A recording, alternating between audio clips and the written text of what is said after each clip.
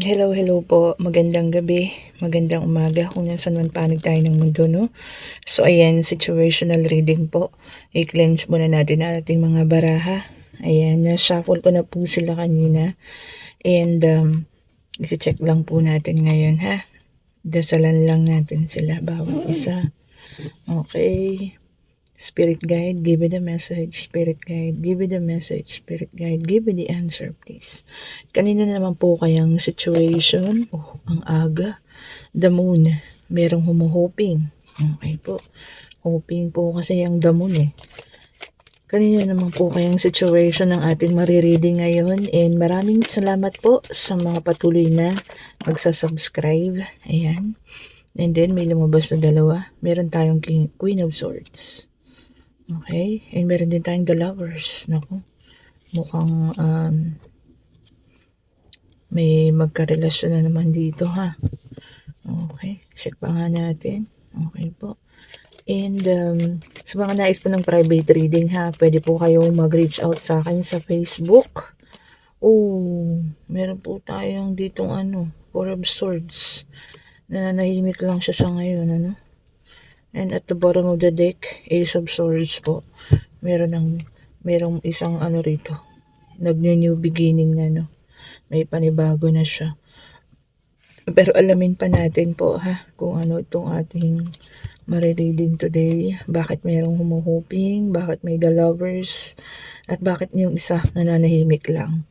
Okay, so may gusto po ng private reading, click nyo lang po yung link natin dyan sa may description box, ating Facebook page, or pakihanap po si Mystic Tarot. And kung sino rin po ang may gusto ng ating evil eye and ang ating amethyst bracelet po ha, mga protection yan. And of course yung ating oil, ayan po. Pwede rin po kayo mag-reach out sa akin. Marami na pong tutulungan yung ating healing oil. Marami ng mga hindi nag-uusap na po ngayon ha. Nagkaroon ng mga clarity. Ayan po, sila po yung magpapatunay. Okay, tignan nga natin ba tayo lumabas. Okay po, and salamat po sa nagsasubscribe, sa mga nagsishare, nagla-like po ha. Ito. So, meron tayo dito Seven of Pentacles. And malakas po dito ang Earth sign na Taurus, Virgo, and Capricorn. Ang ilan po sa inyo siguro nagkaroon ng loss ng mga nakakaraan. So, ito ngayon, ang taong ito ay hard work. So, puro tatrabaho lang ang iniisip ng isa dito, no? Okay, bigla namang kumawala. And, okay, meron po tayong Five of Cups. So, meron talaga rito, no? Feeling niya ngayon, feeling loss, no? And moving on na siya. And finding peace. So, naghahanap na siya ng kapanatagan. Siguro ito tong tao na to, no?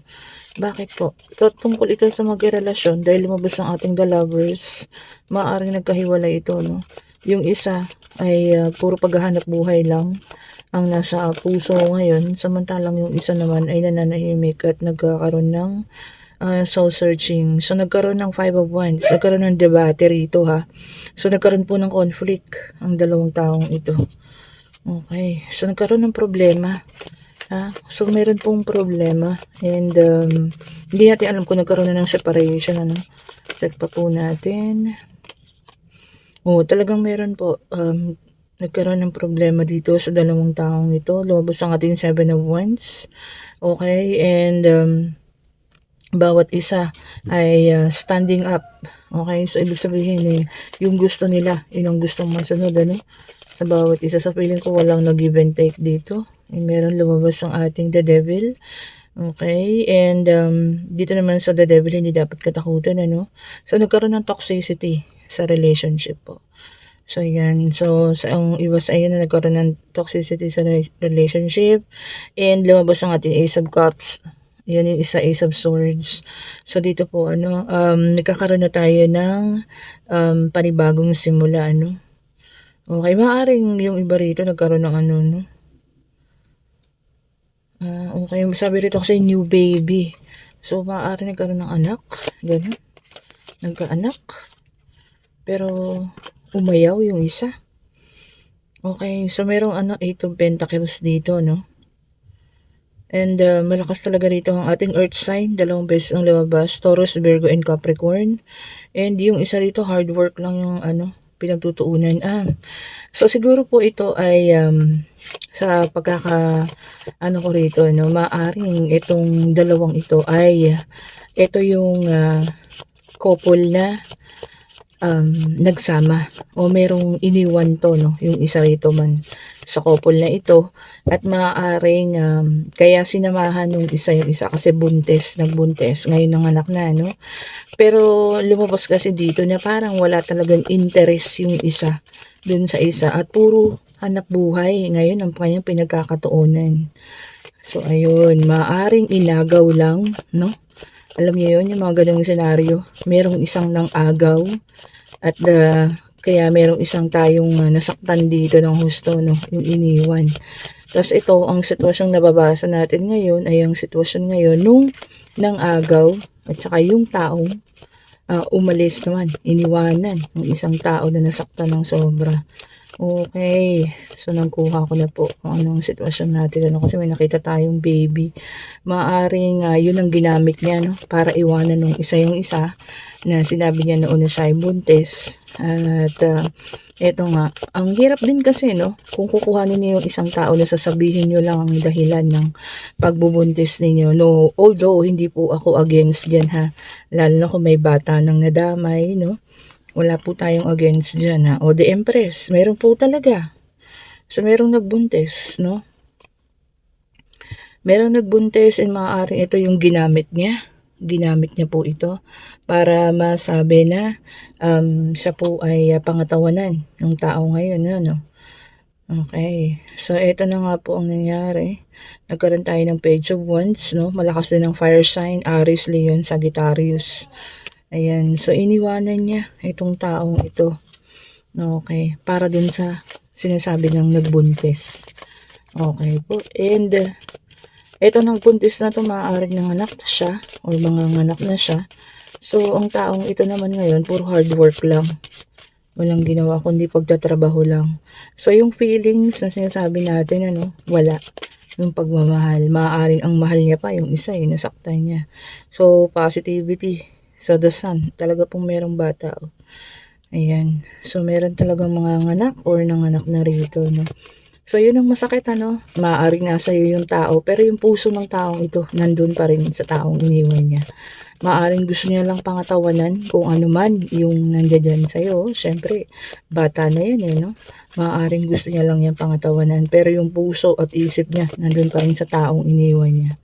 Okay, so meron pa rin tayong Knight of Swords, Gemini, Libra, Aquarius, air sign ng malakas dito, So, ito po ay magkakaroon ng pag-iisip, itong tao na ito, na kung sino man itong taong ito. Magkakaroon ng pag-iisip ito, Sa ngayon kasi trap siya, dahil nga may batang involved, may mga anak kasi, So, na-trap siya. Ayun yan, tignan niyo po. This is 4 of Pentacles. Puro saving money lang siya ngayon, Self-improvement. Ang iniisip niya ngayon yung bata. So, yun ang masakit, Maaaring naagaw mo siya. Pero ang iniisip niya sa ngayon, yung bata lang. So, hindi naman ikaw. So, ito para to dun sa mga nang-agaw, ha. Dun sa third party na mga nang-agaw. Malakas talaga ang Earth sign, Taurus, Virgo, and Capricorn. Kung sino po yung may mga kadil dyan or mga naging kadil, ha. So, ngayon, yung mga third party na nakapang-agaw dahil sa sila ay buntis. O eto yung para sa inyo, Maaaring sasabihin mo ikaw wag nang wagi dahil nandiyan na siya sa'yo. Pero tignan niyo naman, puro hard work lang iniisip ng tao. And meron pa nga ditong abandonment, Ayan, kasi po nagkaroon siya ng 5 Pentacles pala po ito, abandonment and financial loss. So, hirap na hirap din tong taong nasa sa inyo ngayon. So, kulang na kulang ang kinikita ng itong tao ngayon. Kaya yun ang pinagtutuunan niya ng pansin, Iniisip niya lang yung kapakanan ng bata. And the strength. Okay po, lumabas ang the strength. Ang hinahanap pa rin ng taong ito ngayon ay yung taong kanyang nakasama. Siguro yung totoong mahal niya. Ayan, so, pasintabi po, ha. So, ibig sabihin po, hindi kayo ang mahal niya. So, meron din tayong Queen of Wands, Meron pong fire sign, Aries, Leon, Sagittarius. Okay, so mahanap lang po din ito ng determination sa buhay, ha. Lakas ng loob. So, hindi natin masasabi kung iiwan ka rin nito 'pag nagkataon ano. Maaaring hinihintay niya lang din lumabas yung bata or naghahanap lang siya ng tamang pagkakataon or decision making. Okay. Kasi sa pagkaalam ko po ang taong ano naman kasi nakuha lang dahil sa pangaagaw or dahil sa pananakot or dahil sa kung ano man. Hindi rin po nagiging maayos ang relasyon ng dalawang taong ito, eh. Sa totoo po lang, nagkakaroon din po ito ng ano, problema. Mas marami pa nga po silang pinoproblema, eh. Sa pagkakataong iyon ano, kagaya niyan 'no, financial loss ang nawala dun sa isa 'no. So, puro paghihirap ang inabot nung isa. So, yun, ano naman, karma is serve. Okay, so meron tayong Knight of Wands 'no. Ayan, magkakaroon ng movement. So, nag-iisip talaga itong, inagaw mo 'no, nag-iisip siya. At eto naman ano, nakakaramdam po siya, Ten of Swords at masakit din sa kanya yung mga nangyari 'no, kasi nga mahal niya yung isa, eh, okey. Two of Wands, magkakaroon ng time na magkakaroon po siya ng dalawang, pag-iisip. So, mag-iisip siya kung ano ang kanyang gagawin ano. Hindi ko lang alam kung ano kanyang pag-iisipan pero two paths yun sa dalawang landas yung kanyang pag-iisipan. And the Magician, siya po ang gagawa ng action, okay po, para magkaroon ng clarity yung situation. So, ito po, no, itong situation natin ngayon, ito yung situation nung third party and nung tao pong nang iwan sa inyo, no, kung meron mang nakaka-resonate dito. So, ibig sabihin po, hindi naman masaya yung buhay nila and ibig sabihin din po, nagkakaroon sila ng hirap sa ngayon, ano, nagkakaroon ng hirap kung sino man yung lalaking yun, naghihirap siya. In financial yung pinagtutuunan niya. And lumalabas na rin po na itong sinamahan niyang si babae ay hindi niya mahal. Okay po. And kayo pa rin yung kanyang naiisip sa ngayon ano. So, maaaring pinangatawanan niya ang sinamahan niya na to kasi dahil po dun sa bata nga. Pero hanggang ngayon, kayo pa rin po yung kanyang iniisip at nag-hope pa rin ang taong ito na someday, no, nagkaroon ng pagkakataon na magkaroon kayo ng pagkakaayos. Okay po. Tignan naman natin dito no, kung ano po ibibigay sa atin ng ano. Itong Miracles of Life na baraha. Maganda rin magbigay ito eh. Kahapon ang ganda nung ibinigay niya, no? Forgiveness. Ito, tignan natin. Ito may lumabas. Master of Life. Ayan. Tignan nga natin. So, Master of Life. Sabi niya, I dedicate my strength to the divine within me, signing myself with the true sovereign of my life. So sabi niya rito, yung ego niya raw po ay step aside niya. So kailangan niyang pakinggan yung kanyang inner voice. Okay po. So ibig sabihin, maaaring ito ay binabagabag na ng konsensya kasi nga po iniwan kayo sa ere, no?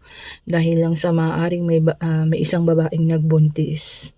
Okay po. And sabi niya, I live in abiding humility, grace, and love for the glory of God.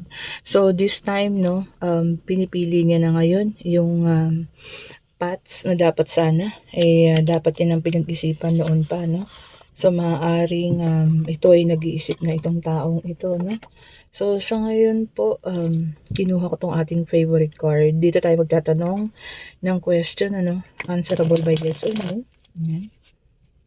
Oh, ayaw mag-flip. Okay po. Ayan. Answerable by yes or no. So, mag-isip na kayo ng mga katanungan ha. Ang bilis naman. Okay po. Whether it's financial, money,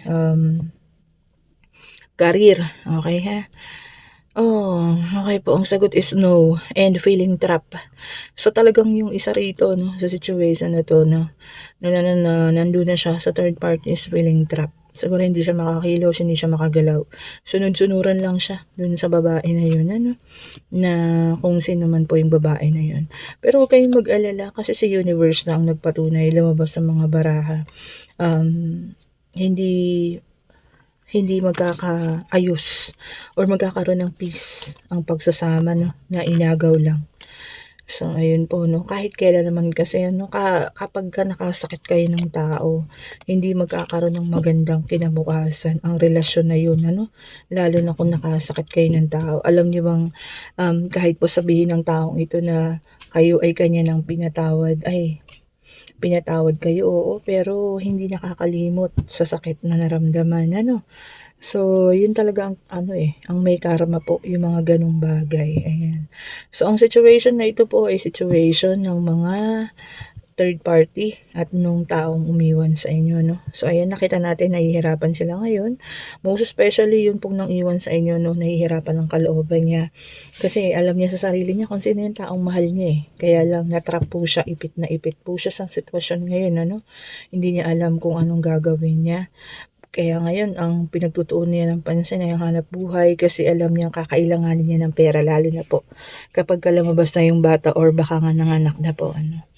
Ayan, sana po magkaroon ng clarity, 'no, sa mga susunod na panahon at sana magkaroon ng, magandang pag-aayos, ano. So, lagi lang po nating tatandaan, ano, ang kahit naman na po anong bagay na naagaw lang ay hindi po nagtatagal. Okay po. Salamat po sa lahat ng mga nanood and thank you so much po. Have a great day and God bless po sa inyo. Bye-bye po.